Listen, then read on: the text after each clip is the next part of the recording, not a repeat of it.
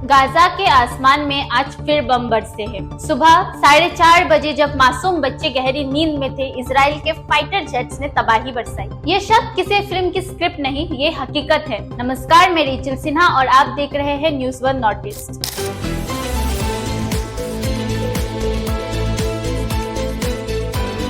19 मई 2025 जब गाजा एक बार फिर आग के हवाले हो गया।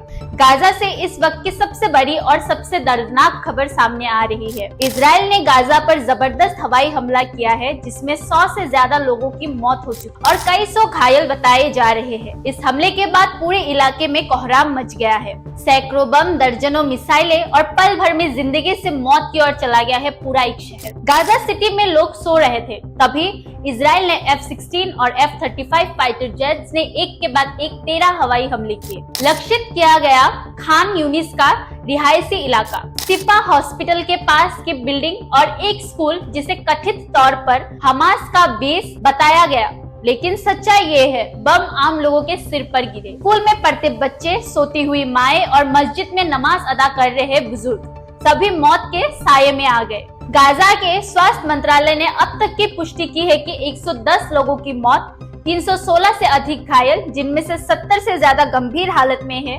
मरने वालों में 26 बच्चे और 18 महिलाएं शामिल है। जिन इलाकों को टारगेट किया गया, वहां 70% नागरिक आबादी रहती है। रेड क्रेसेंट के मुताबिक हर एम्बुलेंस बिना रुके चल रही है, लेकिन अब अस्पतालों में जगह नहीं बची है। गाजा में जमीन पर सिर्फ लाशें हैं, धूल और धुएं के बादल है और मलबे में दबे वो सपने हैं जो कभी स्कूल जाने, नौकरी पाने या शादी करने की तमन्ना करते थे। इजराइल डिफेंस फोर्स IDF का दावा है कि ये हमले हमास के रॉकेट हमलों के जवाब में किए गए हैं। IDF ने प्रेस कॉन्फ्रेंस में कहा, हमने सिर्फ उन्हीं ठिकानों को निशाना बनाया जो आतंकवादी गतिविधियों में शामिल थे। गाजा के नागरिक आबादी हमारी दुश्मन नहीं है, लेकिन हमास उसे ढाल बना रही है।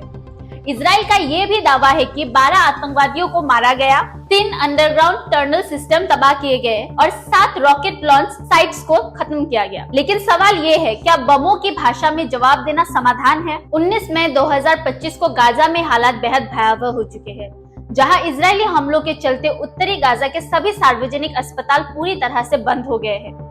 इंडोनेशियन अस्पताल, जो इस क्षेत्र का आखिरी सक्रिय अस्पताल था, वो भी लगातार बमबारी और घेराबंदी के कारण सेवा से बाहर हो गया है। ईंधन, ऑक्सीजन, दवाइयां और उपकरणों की भी भारी कमी चलते हजारों घायल और बीमार लोग इलाज से वंचित हैं। हालात इतने खराब है कि अब मरीजों को एम्बुलेंस के बजाय ट्रकों में भरकर इलाज के लिए ले जाया जा रहा है, क्योंकि ना एम्बुलेंस बची है और ना ही अस्पताल में जगह, जहां ना तो पीने का साफ पानी है और ना ही जीवन रक्षक सेवाएं। United Nations, World Health Organization और कई मानवाधिकार संगठनों ने इसे गंभीर मानवीय संकट घोषित किया है, लेकिन अभी तक कोई प्रभावी वैश्विक हस्तक्षेप नहीं हो सका है। गाजा के आसमान में अब भी ड्रोन और फाइटर जेट्स मंडरा रहे हैं, जबकि जमीन पर लोग अपने खत्म और मृत परिजनों को उठाए किसी चमत्कार की आस में भटक रहे हैं।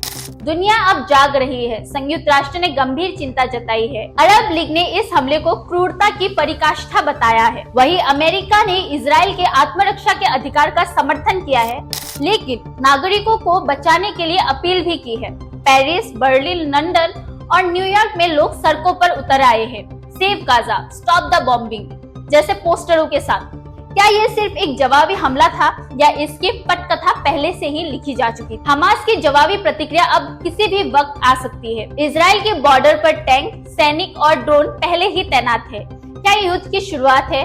हम इस संकट पर लगातार नजर बनाए हुए हैं। जैसे जैसे अपडेट मिलेगा, हम आपको सबसे पहले बताएंगे। देखते रहिए न्यूज़ 1 नॉर्थ ईस्ट को।